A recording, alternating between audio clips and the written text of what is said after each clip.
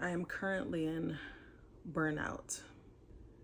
Lately, I've been suffering from brain fog and just this feeling of complete and total exhaustion, not just physical, but mental.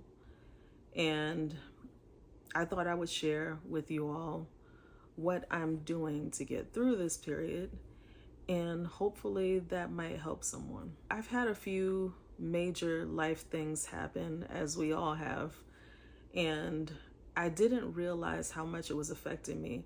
Some were positive and some were heartbreaking. And I didn't take the time to try to process those things, on top of just having the daily mounting responsibilities that we're all facing. I've been doing my YouTube channel, also trying to grow my art business. Then I have my family responsibilities and just trying to be a good friend and other things that I do to try to add a sense of richness to my life. These are not bad things, but I've just been having a hard time trying to have the energy to put into things. The other day, my husband and I went to the library. I love going to the library because I love books, as you can see. I was really surprised that I actually didn't even want to look at books. As I wandered the aisles, nothing felt interesting to me. The things that normally seem interesting to me were not grabbing my attention. I actually went to the library so that I could work on some ideas that I had and I could have some space to think. But when I got to the library, I still felt foggy. I just allowed myself to feel that way, and I said, well, I'll just look for some things that sort of inspire me.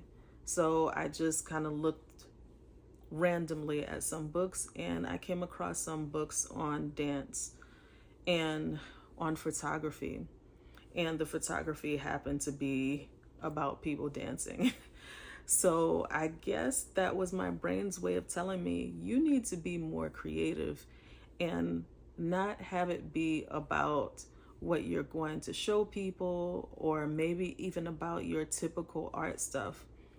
So I did sketch some of these dancers, and I was really surprised that my sketches came out terrible because my brain was just so foggy. Like, my drawing skills were just off, and they still are. I'm still struggling to really draw and to draw from my lexicon of visual images, or things that my visual vocabulary.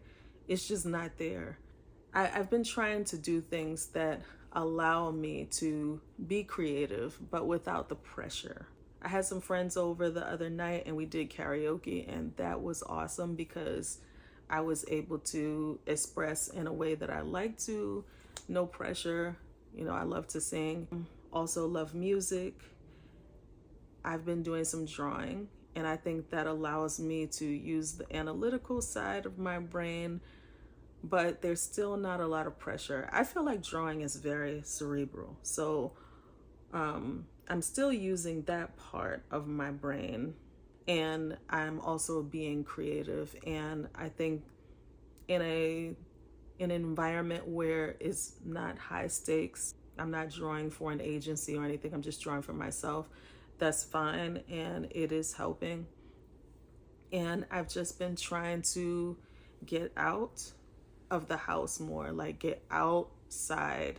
And thankfully, we are now getting into the nicer weather. I'm going to be enjoying some more walks, just being out more in nature. I'm also going to get more sleep.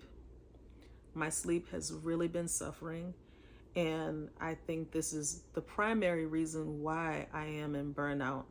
The thing that is challenging is that when you're in burnout, sometimes you have insomnia because all of these things are just kind of mounting. And when you lay down at night,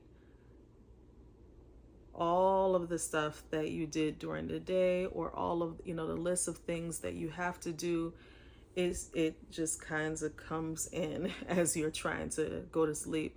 So it's hard to go to sleep, but I'm working on that.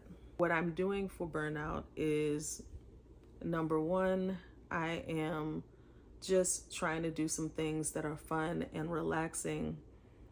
Number two, I'm doing some things that involve problem solving, but there's not a lot of pressure involved for me. That's drawing. Number three, getting outside. Number four is getting some sleep. Sleep is so important. And getting exercise. So those are the 5 things that I'm doing to get through this burnout. And I hope that this is helpful to you all.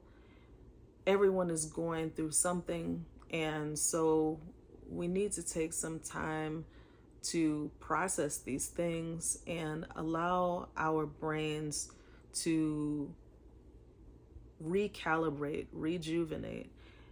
And this is why sleep is so important. So I would say that this is definitely number 1 on the list. Prioritize your sleep, and everything else will work itself out. Thank you for watching, and I'll see you in the next video.